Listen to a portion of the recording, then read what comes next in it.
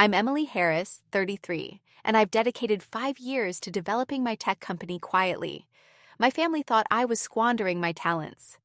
This evening, at my brother Michael Johnson's engagement party, his fiancée Sophia Winters suddenly realized I'm the creator of the app her firm bought for millions. The expressions on my parents' faces when Sophia quietly said, "Hold on, you started FutureTech?" That instant made up for all the holiday meals where they doubted me.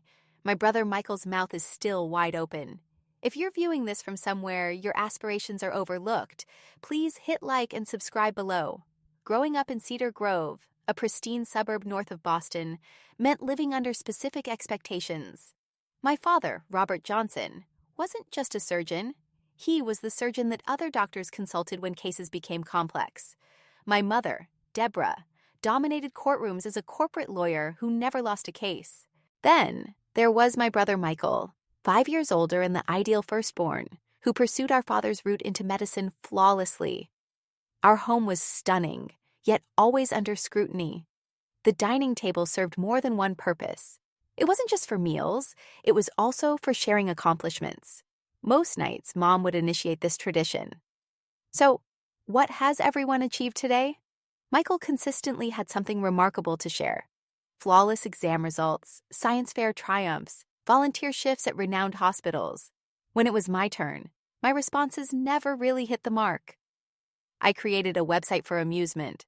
I first declared this at 16. I'm truly proud of learning HTML and CSS in just a weekend. "That's nice, dear," Mom responded, her smile never quite reaching her eyes. "But shouldn't you prioritize your debate team preparation? Universities value long-term commitments, not mere hobbies." Dad would agree, already shifting to inquire about Michael's advanced biology project. The message was unmistakable. Computers were just playthings. True accomplishments were made in operating theaters and courtrooms. My bedroom turned into my haven where I could immerse myself in programming languages and tech forums free from criticism. While Michael's walls showcased framed academic achievements, mine were adorned with printouts of code and designs for app interfaces. I'd stay awake until 2 a.m. I studied Python and JavaScript, then slogged through chemistry class the following day. My parents didn't see my tiredness unless it impacted my grades. When I was 17, I created a program that organized our school's large yearly fundraiser. The event coordinator, Mrs. Summers, was astounded when my software reduced their planning time by 50%. She told my parents at a school event, "Your daughter has an incredible talent." "Oh, Emily has many interests," Mom responded tactfully. "But we're concentrating on getting her law school prerequisites arranged." I hadn't even planned to apply to law school, but they had already chosen my future for me. The area coding contest during my junior year was a pivotal moment. After months of hard work, I made it to the finals with an inventory management system I had developed. This competition happened to be on the same Saturday as Michael's celebration for getting into medical school. "We're so sorry, darling," Mom said, her expression hardly apologetic at all. "But your brother has dedicated his whole life to this. You understand, don't you? Perhaps another time." I participated solo, the sole student lacking family backing. Yet I secured first place. The judges, who are professional software engineers, informed me I possessed a natural talent and vision beyond my age.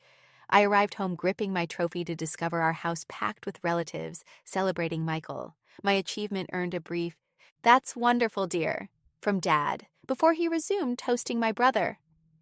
That evening, I resolved to make a stand. I would achieve success on my own terms, without needing their approval. I would create something they couldn't overlook or belittle, something that would compel them to acknowledge me. My final year of high school involved college applications and pressure from my parents to target Ivy League schools known for their robust pre-law programs. However, I chose to apply to state universities that boasted outstanding computer science departments. My acceptance to Michigan Tech, complete with a generous merit scholarship, made my parents react as though I had declared intentions to run away with the circus. "You're wasting your potential," Dad remarked, his disappointment clear in each word. "Your grades could land you in a Harvard computer science program," Mom interjected, her tone increasing in concern. "That's not a profession suitable for someone of your talents." What they were implying was that it's not a profession befitting a Johnson.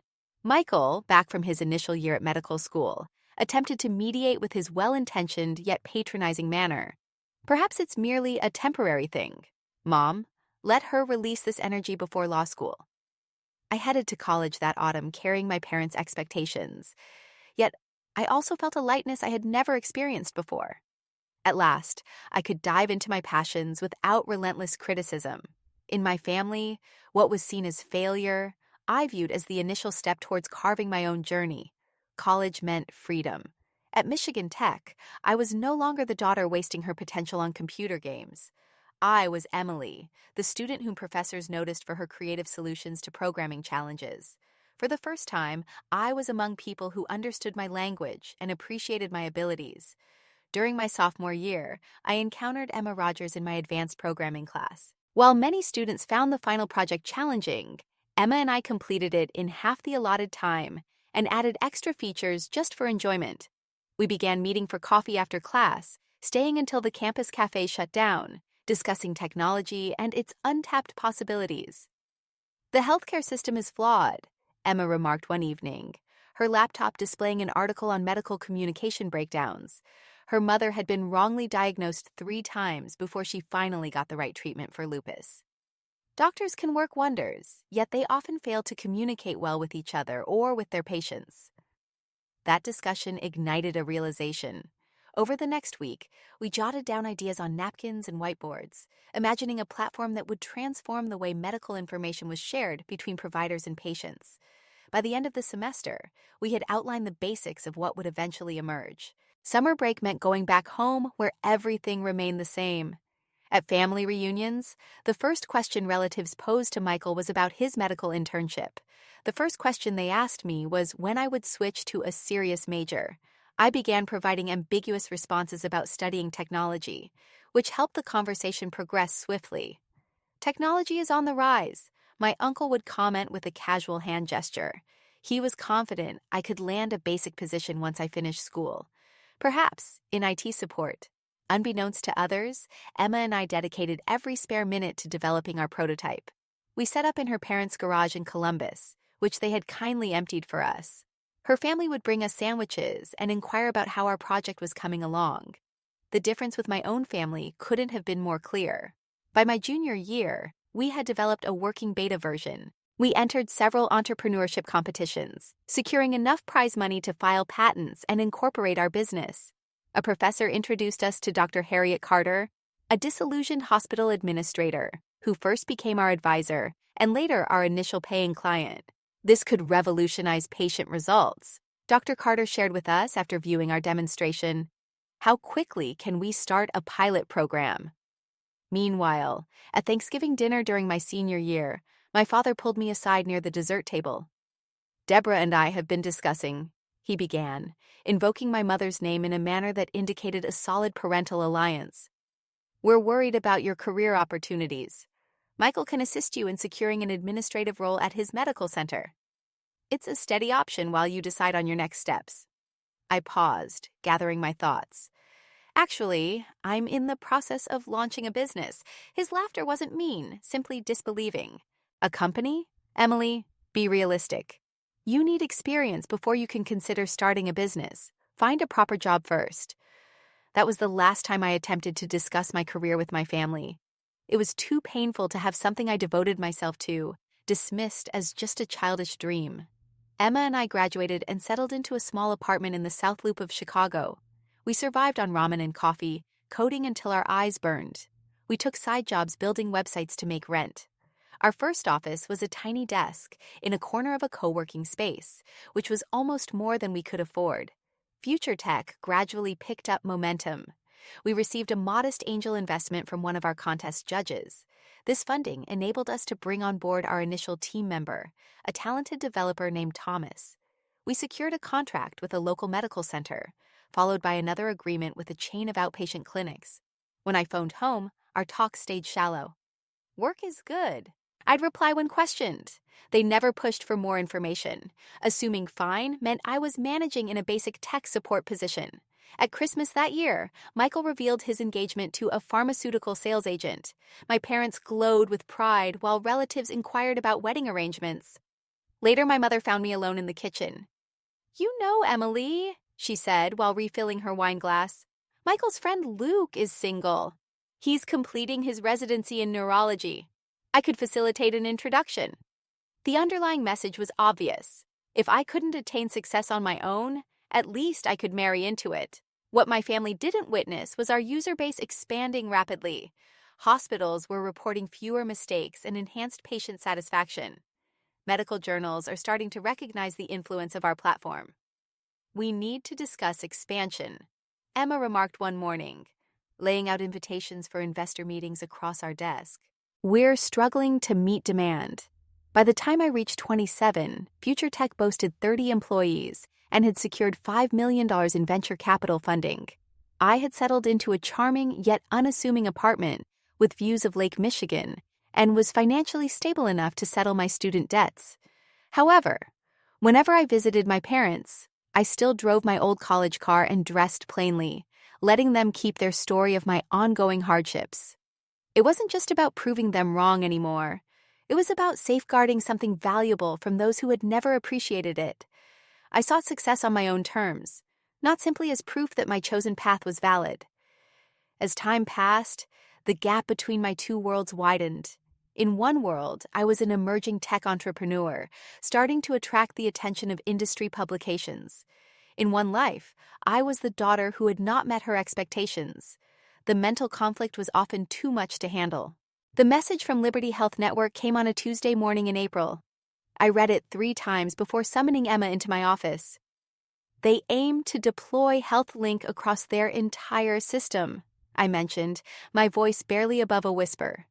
28 hospitals in 3 states. Emma slumped into the chair opposite my desk.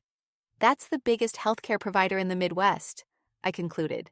We had been working towards this moment for years, yet experiencing it was truly surreal. This contract would increase our revenue tenfold and position us as a significant force in health technology. Within just a few hours, our phones started buzzing with inquiries from other healthcare networks curious about what Liberty had found so compelling in our work.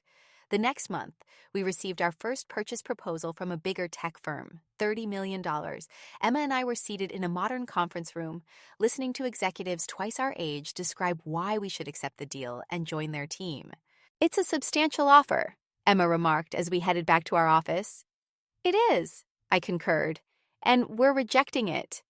We both understood that FutureTech had a value beyond mere currency. It was about creating something that genuinely aided others, something that was significant. We weren't prepared to relinquish control. 2 weeks afterward, the investment company Hudson Associates proposed $30 million for a minority share, appraising our business at more than $100 million. This time, we agreed. The investment would enable us to grow while preserving our vision. When the press release was issued, I asked that only my first name be published. Emily, co-founder and CEO. The articles usually featured a photo of Emma next to a silhouette with my name. It wasn't about hiding. Absolutely. It was about taking charge of my own story. "Don't you also seek acknowledgement?" Emma inquired following an industry gathering where I intentionally maintained a discreet presence. "You've earned it." "I agree," I conceded. "Just not now, and not from unknown people." What I struggled to explain, even to Emma, was my complex relationship with recognition. I longed for my family to recognize me, to really understand me. Yet I doubted whether I could endure them claiming responsibility for my achievements or downplaying them once they became clearly apparent. I wanted this accomplishment to be entirely my own before I revealed it. Moreover, there was a profound strength in creating a legacy quietly. In technology circles, I started to be recognized as the ghost founder. I was the talented yet camera-shy woman behind FutureTech's groundbreaking platform. This mystery only boosted my reputation further. Soon after, my profile appeared in Tech World magazine. The magazine desired images of both founders, yet I managed to negotiate. We settled on a distinct photo of Emma and captured me from behind, gazing over our expanding office. The piece commended our inventive spirit and leadership skills, carefully omitting details of my past, exactly as I preferred. At 29, I had become a multimillionaire on paper. I purchased a chic condo in downtown Denver, Yet I maintained a modest and unpretentious decor. Whenever relatives inquired about my apartment, I would ambiguously describe it as a compact space with roommates, letting them assume I was still facing financial challenges. My circle of trust remained small. Emma knew everything. Naturally, my assistant, Kelly, became familiar with the family dynamics after handling numerous rejected invitations to Johnson family gatherings. My therapist, Dr. Summers, aided me in navigating the mixed feelings of achievement without acknowledgement. "What are you waiting for?" Dr. Summers inquired during one session. "What would make it the right time to tell them?" I pondered the question deeply. "I desire it to be so irrefutable that they cannot dismiss it, so immense that they cannot claim it as their own or suggest I merely had good fortune. And I strive to be totally at ease with never receiving their approval. So if they continue to withhold it, I'll be fine." Dr. Summers nodded thoughtfully. "And are you working toward that peace?" "Every day," I replied. And I truly was. Creating FutureTech was more than just about innovating technology. It was also about reinventing myself, distinct from the expectations that had shaped my early years. The irony was clear to me that my brother had pursued our father into the field of medicine. Yet, here I was transforming healthcare. My innovation, HealthLink, was now implemented in over 200 medical institutions across the country. Research demonstrated a 43% decrease in communication mishaps and a 38% increase in patient contentment ratings. Periodically, often following a family event where I subtly felt challenged, I would review our company's valuation and user data. This wasn't out of pride, but rather as a reminder that external approval is not the true scale of value. The figures were my anchor when familiar doubts began to emerge once more. Then, whispers started about a possible takeover by Apex Wellness Systems, one of the biggest health software corporations in the nation. Their first approach was cautious, probing if we would consider a proposal after rejecting many before. "They're discussing at least $200 million, Emma mentioned after a preliminary lunch with their development director. $200 million, a sum that could grab headlines and would be undeniable even for my high-achieving family. I found myself contemplating whether this could be the time to emerge from the background, yet I also felt a moment of hesitation. Was I truly prepared for my worlds to merge? What would it entail to be suddenly noticed by those who had spent a lifetime ignoring me? I had little time to ponder these questions. Life was about to push me in the most surprising direction. The phone rang on a Sunday afternoon while I was examining quarterly forecasts. My mother, Deborah, was on the line with exciting news. "Michael, wonderful news," she declared straightforwardly. "Michael and Sophia have chosen a date, Labor Day weekend. They're organizing an engagement celebration next month at Bluebird. You'll need to free up your schedule." Bluebird is Chicago's latest Michelin-starred dining establishment. Getting in here requires either insider connections or a wait of 3 months. Obviously, Michael had used his influence through his hospital board contacts. "That's wonderful," I remarked. I was truly happy for my brother despite our complex relationship. "I'll be there." "Marvelous." My mother's voice took on a more critical edge. "And Emily, it's a very upscale event. Maybe we should go shopping for something suitable. I noticed at Christmas your wardrobe is still quite collegiate." I looked down at my designer silk blouse and tailored trousers, an ensemble that had cost more than most people's monthly rent. Not that my mother would be aware. "I'll find something suitable, Mom. Don't worry." "Well, if you're sure." The uncertainty in her tone was clear. Emily works for a major technology firm.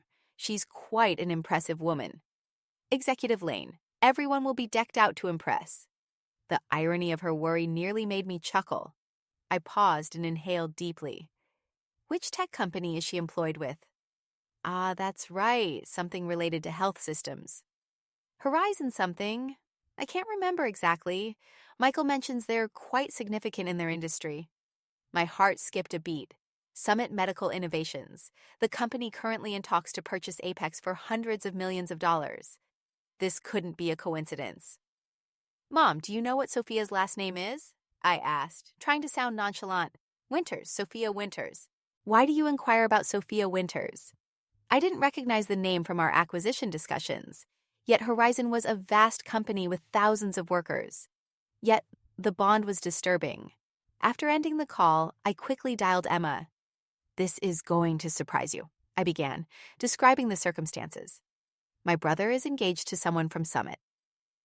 That's quite a coincidence, Emma responded cautiously.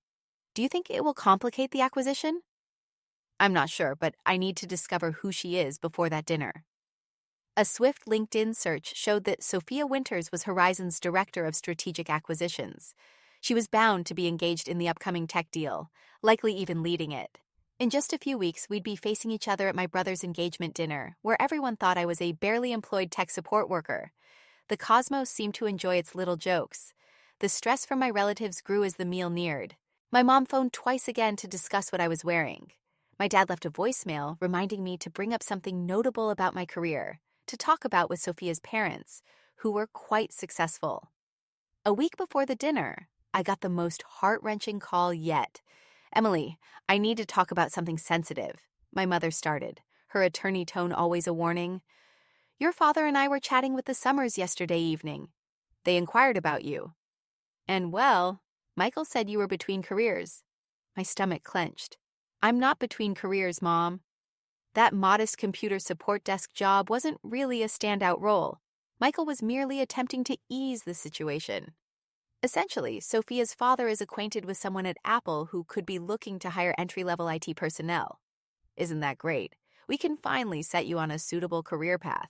The casual disregard for my efforts, the presumption that I needed saving, the total absence of interest in what I have been doing for the last 6 years, it all overwhelmed me with frustration.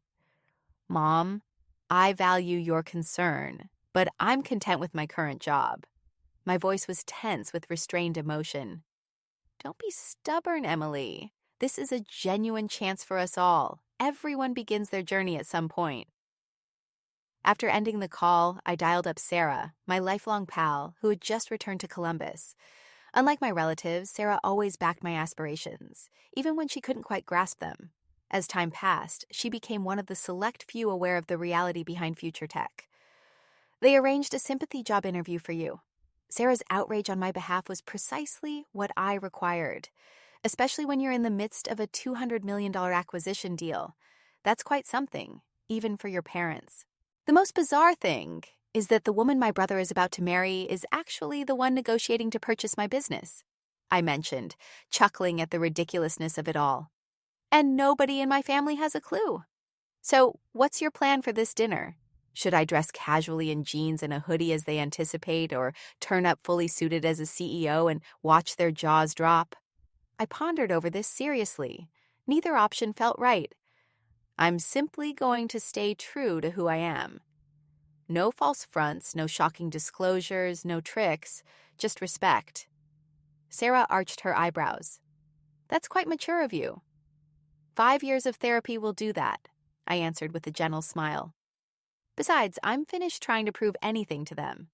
If they discover the truth, so be it. I won't conceal it, yet I won't make a spectacle either. The evening prior to the meal, Horizon's ultimate purchase proposal was delivered. It was $215 million, but it came with terms requiring both Emma and me to remain at the firm for a minimum of 3 years after the acquisition. We were officially on the brink of becoming centimillionaires. As I picked out a simple yet elegant black dress for the dinner, I felt unusually calm. No matter what tomorrow night would bring, I understood my value now. Nothing could remove that memory from me. The Hummingbird Diner lived up to its acclaimed status. Sparkling chandeliers shed a cozy light over blue velvet booths and tables adorned with shining silverware. A row of windows faced the Hudson River. The city lights shimmered on its murky waters. I got there right on schedule, not soon enough to assist with the setup as my mom had recommended, nor tardy enough to draw attention. Always on time and composed like the businesswoman I am. The hostess guided me to a secluded dining area where my family was already assembled. My father was near the bar, deep in discussion with an elderly gentleman I presumed to be Mr. Winters. My mother busied herself with the place cards along the extended table, adjusting them for the best social dynamics. Michael noticed me first. Emily, you made it. He crossed the room and hugged me with the effortless confidence of someone who has never doubted his place in the world. Come meet Sophia. She stood by the window, statuesque and graceful in a deep red dress, her dark hair styled into an elegant updo. I knew her at once from Summit's executive page, although I'd never met her in person during our discussions, which were conducted through representatives until this last phase. "Sophia, this is my sister Emily," Michael mentioned with the mildly regretful tone he often had when introducing me to his successful friends. "It's so lovely to finally meet you," Sophia said warmly, extending her hand. "Michael often mentions you." I pondered what exactly he had shared, but I smiled and shook her hand. "Congratulations on your engagement. I'm delighted for you both." My mother appeared beside me. "Emily, I see you've chosen something to wear. That's lovely." The silence said it all. "We've seated you next to Cousin Martha. You two have always gotten along well." They had placed me away from the key guests. Dinner started with champagne and celebratory toasts. My father was the first to speak, lifting his glass to Michael and Sophia. "To my son, who has made us proud every day of his life," he said, his voice thick with emotion, "and to Sophia, a brilliant, accomplished woman worthy of him." We couldn't ask for a better addition to our family. My mother's toast followed a carefully crafted speech that highlighted Michael's achievements from his first science fair victory to his recent promotion to chief resident. She concluded with, "And now he's found a partner equally dedicated to excellence as Michael and Sophia." As glasses clinked, I noticed Sophia looking at me with a slight furrow in her brow, as if trying to place me in some context beyond Michael's underachieving sister. The appetizer was served, and chatter buzzed around me. Cousin Martha inquired about my employment status with the gentle tact of someone discussing a grave sickness. "I work in health technology," I explained plainly. "Database management." "That's not incorrect, just significantly downplayed." "Oh, that's pleasant," she responded with the same tone my mother had used earlier. "Is there potential for growth in that sector?" Before I had a chance to respond, my uncle leaned across the table. "Emily, Michael mentioned you might have a lead on a position at Orchard. That would be a significant advancement for you." I took a leisurely sip of water. "I'm actually quite content with my present job." My dad caught wind of our conversation and chimed in. "Emily, there's no disgrace in accepting assistance to secure a position in a reputable place. We all want to see you thrive." From across the table, I noticed Sophia focusing on me more intently now. Realization was lighting up her eyes. "Emily," she said during a pause in our talk, her voice slicing through the background chatter. "Excuse me, but is your surname Johnson?" The room went silent. Michael appeared puzzled. "Absolutely, she is. She's my sister." Sophia's eyes widened. "You're Emily Harris from FutureTech." And there it was.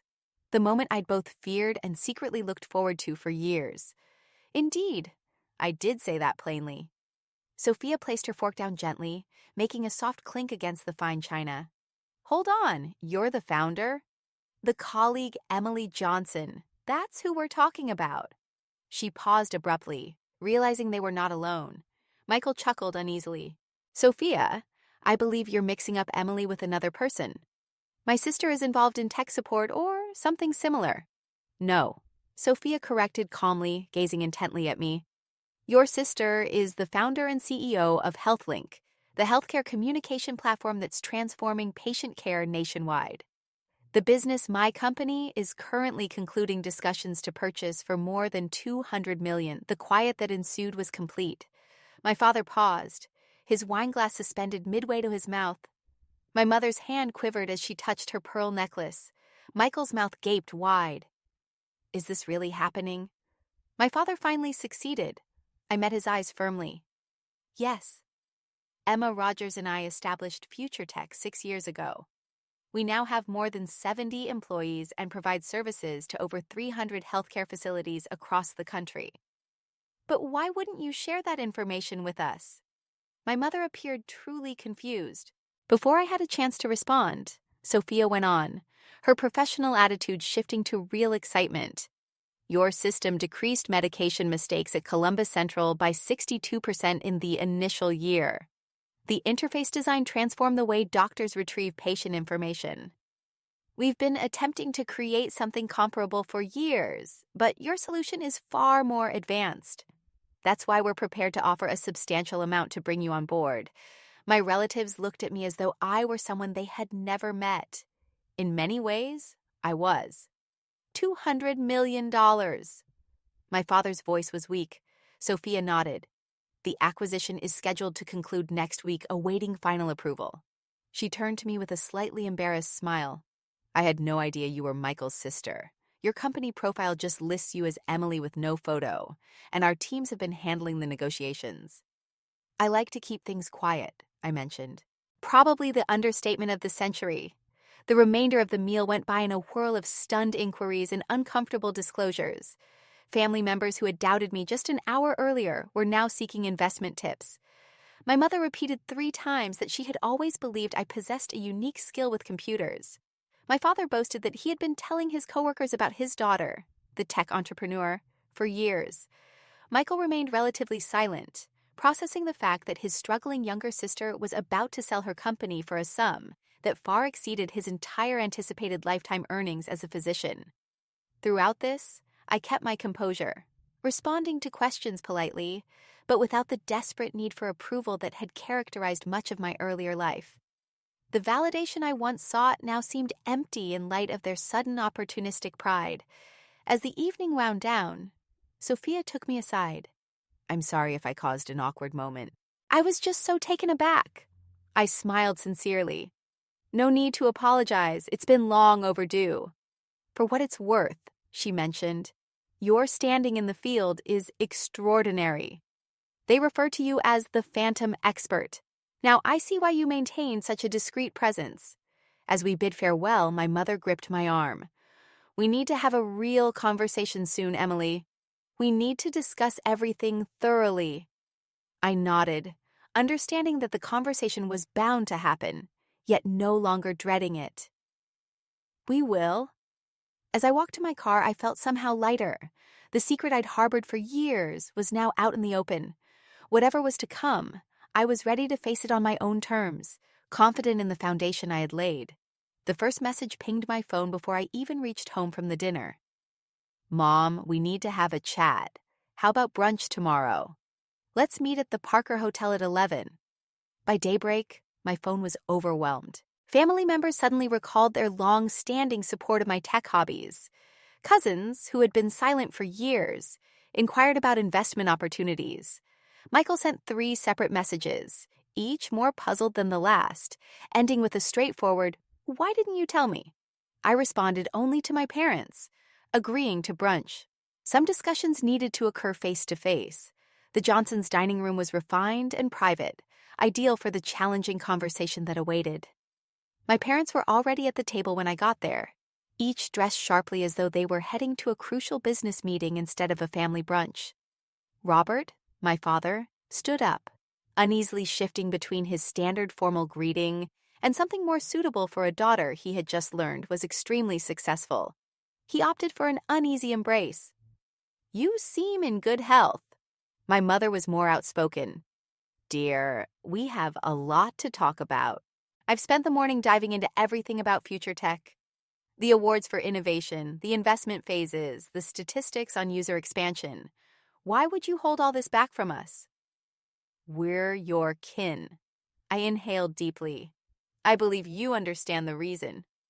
"I definitely don't," my father answered, sounding defensive. "We've consistently backed your endeavors."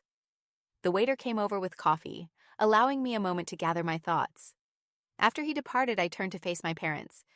"You never truly acknowledged my passion for technology. Whenever I attempted to show you my projects, you brushed them off.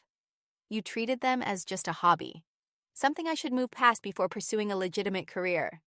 Over time, giving up seemed the simpler choice." "That's not right," my mother argued. "We only wanted the best for you. The field of technology appeared so unpredictable." "You desired that I choose a career you were familiar with and sanctioned," I softly clarified. "When I made a different choice, you saw it as a setback." My father leaned in closer. "We always believed in your potential, Emily. We were simply encouraging you to succeed." "No," I stated clearly. "You were urging me to conform. There's a distinction." "Well, it clearly paid off," he retorted. "Just look at what you've achieved. Maybe our urging spurred you on." It was the exact reaction I had dreaded and anticipated. Claiming responsibility for achievements they had no hand in shaping, revising the past to portray themselves as encouraging guides instead of skeptical detractors. Dad, do you recall advising me to find a steady job during Thanksgiving dinner 5 years ago? Or recommending I accept an office role at Michael's medical center because my current work wasn't sustainable? Mom, do you recall setting up a sympathy job interview for me just last week? My mother had the decency to appear sheepish. We were worried about you. You never divulged any specifics about your job. How could we have known? You might have inquired, seriously. Inquired with sincere curiosity, not just anticipating a response that validated your preconceived notions about me.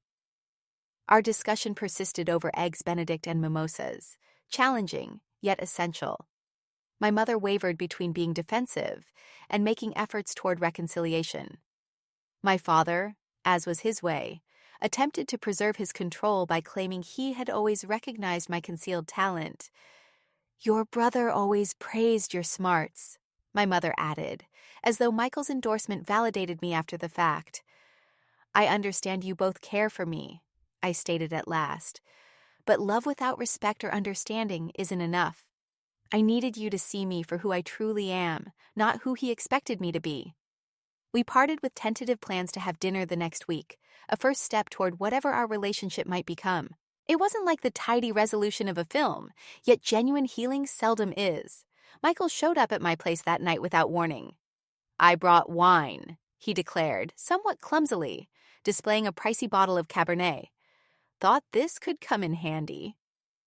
I opened the door, slightly taken aback by his proactive approach.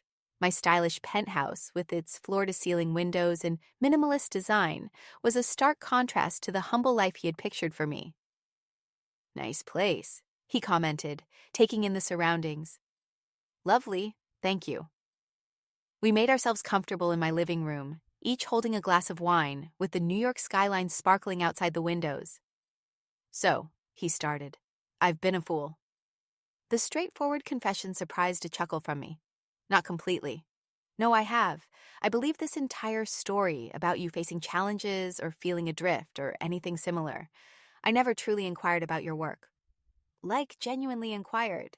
No, you didn't. He stirred his wine reflectively. I believe I enjoyed being the accomplished one. The one who made Mom and Dad proud. It felt comforting. His sincerity caught me off guard. I had braced myself for excuses or the same altered tales our parents had tried to spin. But he went on saying, for what it's worth, I'm sorry, and I'm truly amazed by what you've accomplished. Sophia hasn't stopped talking about your platform. It seems you're some kind of genius. I just built something I believed in, I said. Something that genuinely assists people, similar to my efforts as a physician, he agreed, but on a far grander scale. It seems we conversed for hours, truly engaged in deep conversation, maybe for the first time ever as grown-ups. He inquired sincerely about FutureTech, about the difficulties of starting a business from scratch. I questioned him about his medical career and found myself genuinely intrigued by his responses when they weren't used to showcase his superiority. As he was about to leave, he stopped at the door. Sophia genuinely appreciates you. You know, she felt embarrassed about including you at dinner, but she's hopeful that you two might become friends, especially since you'll be working together after the acquisition. I'd like that, I said, surprised to realize I actually meant it. Over the coming weeks, while the merger neared its final stages, my family dynamics shifted into new realms. My parents alternated between sincere efforts to grasp the nature of my job and instinctive reactions rooted in years of perceiving me in a certain way. We had uneasy lunches where my dad offered me business tips and clumsy phone conversations where my mom inquired if I was managing to eat well despite my hectic schedule as a CEO. There were also times of true connection. My father requested to view the FutureTech platform and paid close attention as I described its features. My mother confessed that she had never truly grasped technology, but she was proud of what I had created. Minor steps, yet significant ones. The most surprising turn of events was Sophia's role in connecting my two worlds. As both my soon-to-be sister-in-law and my work colleague, she possessed a special insight into the dynamics of the Johnson family. Your parents are making an effort, she said to me over coffee one afternoon. They simply lack the words for this type of success. They're picking up a new language. A language you clearly master, I noted. She grinned. I was raised by parents who gauged value through academic diplomas and career positions. It took me years to understand that there are numerous routes to a fulfilling life. Perhaps I can shed some light on it. And indeed, she did, gently guiding my family through the intricacies of the tech industry, explaining my successes in ways they could grasp, and from time to time, providing them with a dose of reality when they reverted to their old ways. Her endeavors didn't always bear fruit, but they facilitated the shift to our new circumstances. The deal was finalized on time, turning Emily and Emma into centimillionaires in an instant. The press release featured our complete names and showcased our professional portraits. It was my first public recognition as the co-founder of FutureTech. The unseen mastermind was at last emerging into the spotlight. 6 months following my brother's engagement party, life had settled into a new pattern. The latest tech acquisition was finalized successfully, and I now headed the innovation division at Pioneer Health Technologies. Our platform was being rolled out in hospitals spanning 3 continents, with Emma managing international expansion. My office window offered a view of the Chicago River, mirroring the shifting seasons.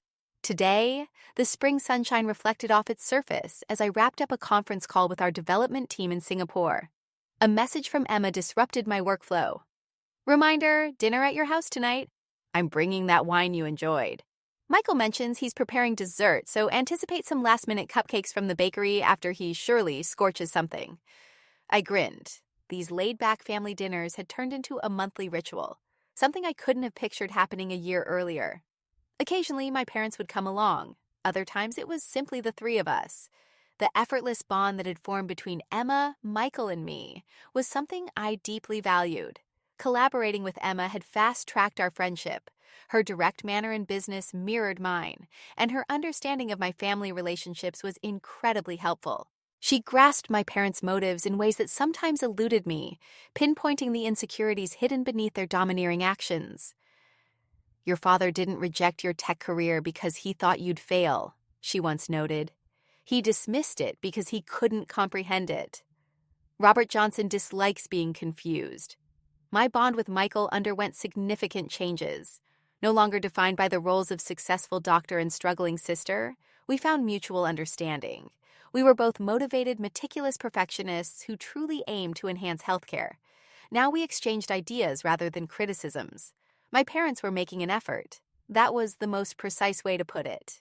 We had set new limits. My mother stopped giving unasked-for advice on how I should look, and my father really tried to inquire about my job without jumping right in with suggestions. Our weekly Sunday calls had transformed. They were no longer about dodging topics, but engaging in real discussions. Challenges were always part of the journey, genuine and tough. My mother once visited FutureTech's offices.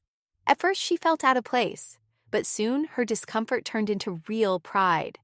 This happened as employees welcomed me with clear respect. The healing wasn't just on the surface. The acquisition had provided me the liberty to concentrate on my personal health in ways I had overlooked during the intense startup phase. Regular therapy sessions with Dr. Summers assisted me in navigating the complex feelings tied to my family's abrupt acknowledgement.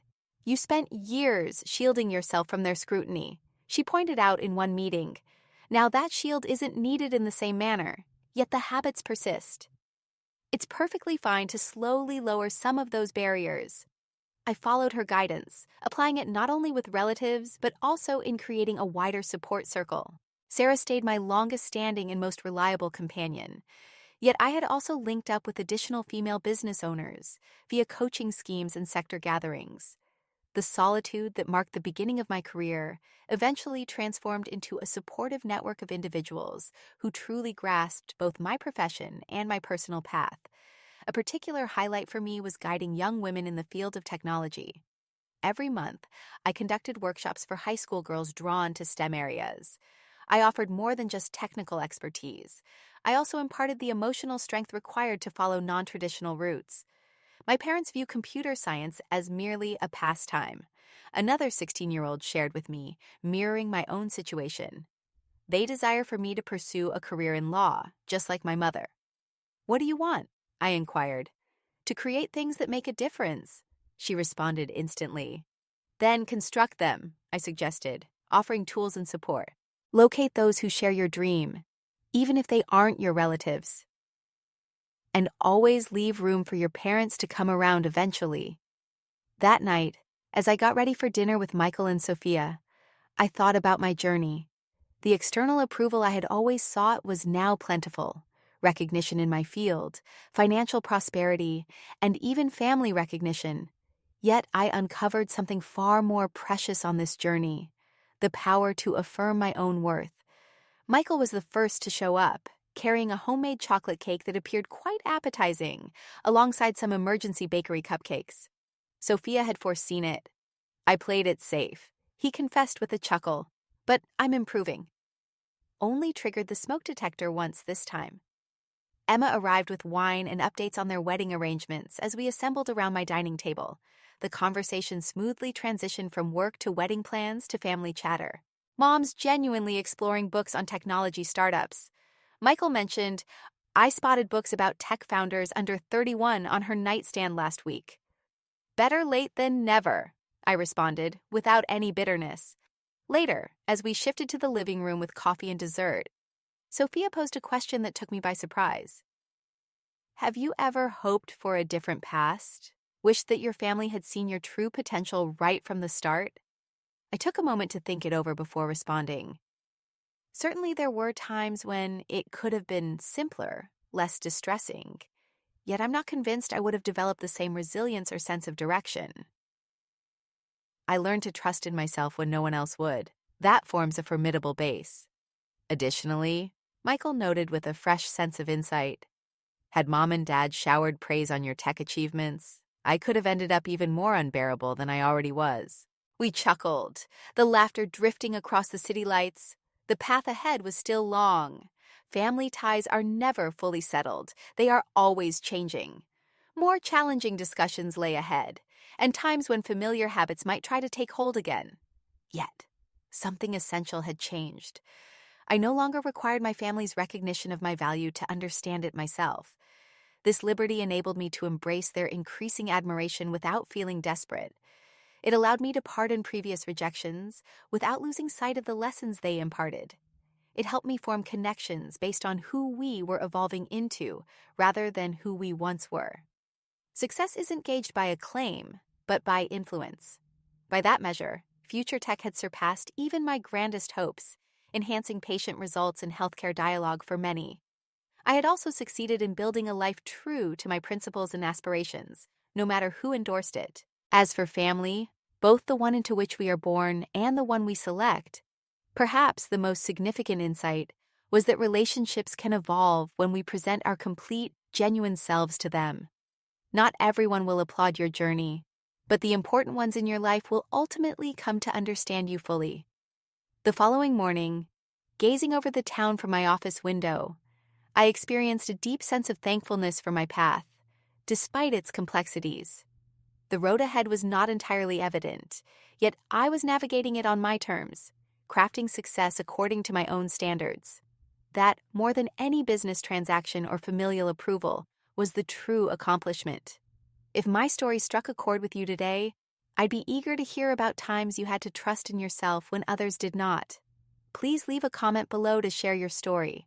And if you know someone who could benefit from this message of self-belief, do share this video with them. Don't forget to subscribe for more tales of discovering your own way, even when it diverges from the expected path. Thank you for tuning into my story. Recall that real achievement isn't about disproving others' expectations, but about affirming your own.